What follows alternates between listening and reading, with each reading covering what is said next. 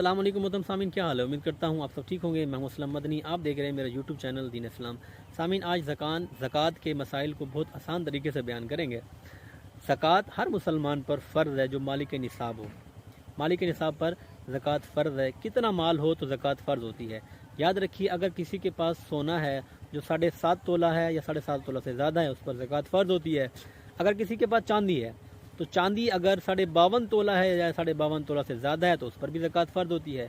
किसी के पास माल तिजारत है, यानी कारोबार में पैसा इन्वेस्ट है, किसी फैक्ट्री में किसी दुकान में पैसा इन्वेस्ट है, तो वो जो पैसा कारोबार में इन्वेस्ट है, माल तिजारत, वो अगर 52.5 तोला चांदी या 52.5 तोला चांदी से ज़्यादा है उस पर भी ज़कात फ़र्ज़ होगी।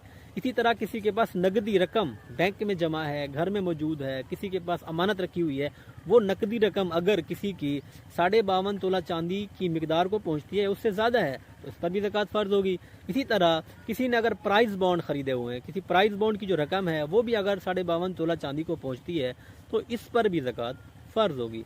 तो यूँ रखिए, याद रखिए, अगर किसी के पास कुछ सोना है और कुछ चांदी है, कुछ रुपया पैसा है, कुछ प्राइस बॉन्ड है, तो इन सारी रकम को इकट्ठा किया जाएगा। सारी रकम को इकट्ठा करने के बाद जो रकम बनती है, जो निसाब बन रहा है, जो आपका टोटल रकम जो बन रही है, वो रकम अगर 52.5 तोला चांदी की रकम को पहुंचती है तो ज़कात फ़र्ज़ होगी। अच्छा जी, 52.5 तोला चांदी की रकम कितनी बनती है? आज जो मैं वीडियो बना रहा हूँ, आज की तारीख में चांदी का जो रेट है वो है तकरीबन 2700 रुपये।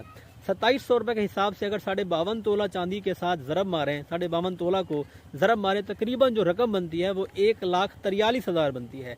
तो अगर किसी शख्स के पास 1,43,000 रुपया रकम या कुछ सामान, कुछ सोना, सारा कुछ मिलाकर 1,43,000 रुपये बन जाता है तो इस शख्स पर ज़कात फ़र्ज़ होगी। ज़कात देनी कितनी है? जितनी माल, अच्छा ये ज़कात निकालने का बहुत आसान तरीका है। जितनी रकम आपकी बन गई, अब वो 10 लाख बन चुकी है, किसी का माल जमा करके, सोना जमा करके, चांदी जमा करके, सब कुछ जमा करने के बाद जो रकम बनती है उस रकम को आप करेंगे 40 पर तकसीम। 40 पर तकसीम करने के बाद जो अमाउंट हासिल हुई, जो जवाब आया, वो आपकी ज़कात है। वो आपने अदा कर देंगे तो इंशाल्लाह आपको जो फ़र्ज़ है वो अदा हो जाएगा। ये थी आसान तरीका जो है ज़कात निकालने का। अब ज़कात जब निकाल ली हमने, अब ज़कात देंगे किसको? ज़कात देने के लिए जो जिसको ज़कात दे रहे हैं, याद रखिए वो सैयद ना हो। अच्छा जी, सैयद ना हो, और जो बीवी है वो अपने शौहर को नहीं दे सकती, शौहर अपनी बीवी को नहीं दे सकता, वालिद अपनी औलाद को नहीं दे सकता, अपने बेटे को नहीं दे सकता, अपनी बेटी को नहीं दे सकता। इसी तरह आप अपने जो है वालिद को नहीं दे सकते, अपने दादा को नहीं दे सकते। ज़कात देने के लिए जो हकदार है वो जो मालिक निसाब नहीं है, जो ज़कात का जो निसाब है तकरीबन 1,43,000 रुपया, इससे कम की रकम किसी के पास है, इतना निसाब किसी के पास नहीं है, तो वो शरी फ़कीर है, आप उसको अपनी ज़कात जो है वो दे सकते हैं। उम्मीद करता हूँ ये वीडियो आपको अच्छी लगी होगी। अच्छी लगी तो लाइक कर दीजिएगा, मेरे चैनल पर न्यू है, चैनल को ज़रूर सब्सक्राइब कीजिएगा। मिलेंगे नेक्स्ट वीडियो में, तब तक के लिए मुझे इजाज़त दीजिए। अल्लाह हाफिज़।